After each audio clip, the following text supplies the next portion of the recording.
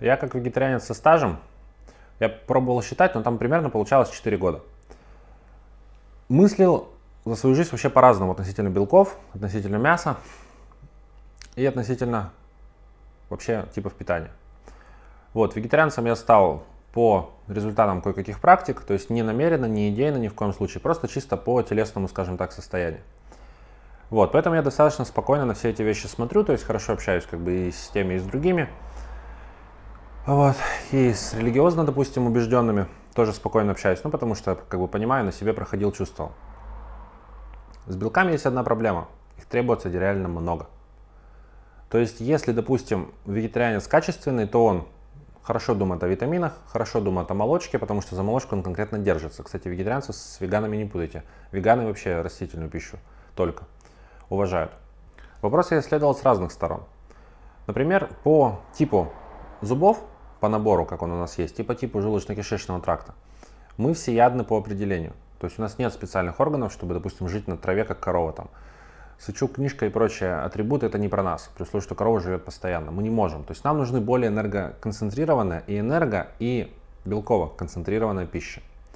Мы не полностью хищники, потому что зубов у нас таких вот конкретных клыков, прям режущих, у нас тоже нет. Поэтому мы, разумеется, не мясоеды целиком, хотя так я тоже, к сожалению, жил. Мы комбинаторы, то есть едим плоды, зерно, ну тоже как бы формат плода, то есть то, что как бы предназначено, скажем так, для поедания, потому что часть съестся, а часть благодаря этому разнесется. Ну, типа размножения такого растения. При этом мы можем быть и вроде бы как бы и хищниками. И все вот эти вот плюсы вегетарианства там применительно к духовным, энерго и прочим практикам, вот я тоже на себе делал. А потом столкнулся с одной единственной проблемой. Белка мне не хватает.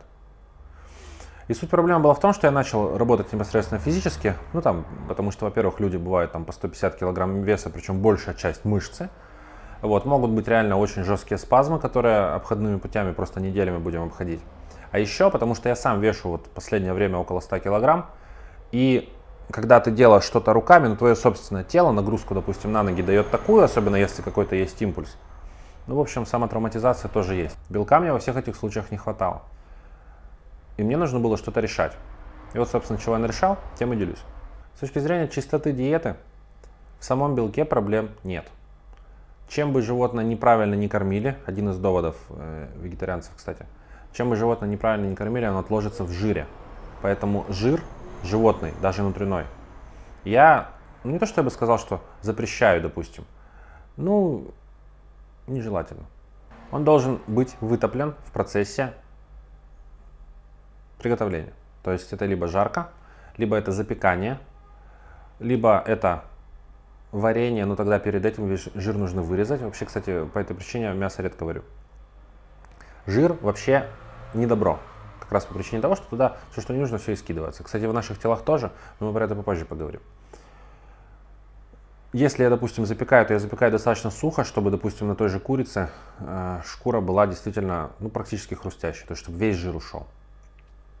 Отчасти это еще делает мясо сочнее, но это уже следующий вопрос. Если жир вы по каким-то причинам едите, то уж по крайней мере его точно нельзя варить. Вареный жир, гидролизированный, это такая редкостная гадость. Печень улетает просто на раз. То есть это одна из самых больших и бессмысленных нагрузок для печени. Есть вареный жир. Поэтому борщ там со всякими там частями, вот, я тоже не применяю. И раньше не любил, как бы, а после того, как перешел снова, вернулся как бы на мясоедство, своеобразное слово, да? Ну, в общем, нет такого в моей диете. Дальше. По типу движения. Мясо есть разное. Мясо есть, соответственно, дикое, мясо есть хорошо выгуленное и плохо выгуленное. Мускулатура, чем более ценна для потребления, чем больше в ней митохондрий. А митохондрий в ней больше, чем больше животное двигалось. Непосредственно по происхождению и по степени усвоения. То есть красная рыба — это почти то же самое, что красное мясо, но лучше, потому что усваивается в 2 раза легче. Пойдем от самого легкого к более такому тяжелому, да, и насыщенному. Птица. Ну, разумеется, дикая птица — это одно из самых легко усваиваемых, там, дичь, да. Такая вот домашняя, полудомашняя птица тоже достаточно легко усваивается, но зависит от вида, то есть на любителя, конечно. Индейка, чего американцы индейку любят, я недавно попробовал, ой, вообще без комментариев, хотя вроде птица. Оленина, кстати, стоит особняком, только сейчас вспомнил. У оленя жира нет. Я не знаю, как они живут, но в оленя жира не найти. И поэтому это мясо во всех смыслах диетическое. Вот, расценки соответствующие, как бы там из далеких краев, пока привезешь. Чтобы цену переваривания уменьшить, существуют разные ухищрения. То есть раздельное питание, я про него отдельно говорил, в видео ферменты, кстати. Применение овощных, салатных, применение созревания мяса. Все это в теме ферменты более подробно изложено. Нельзя мясо перемораживать, вообще никакое. То есть, когда вы его резко заморозили, вы всю ферментную активность остановили. Когда вы ее разморозили, вы его снова активировали, и либо оно должно быть реализовано, либо если оно повторно замораживаться. Что там с ферментами происходит, я не знаю, но всю пользу, весь вкус, всю структуру оно просто в хлам разрушает. По этой причине везде пишут мясо первой заморозки или мясо глубокой заморозки или не было разморожено, потому что это реально большое значение имеет. Хранение — это не шутки, с хранением нужно обращаться серьезно. Да вообще с едой нужно обращаться серьезно.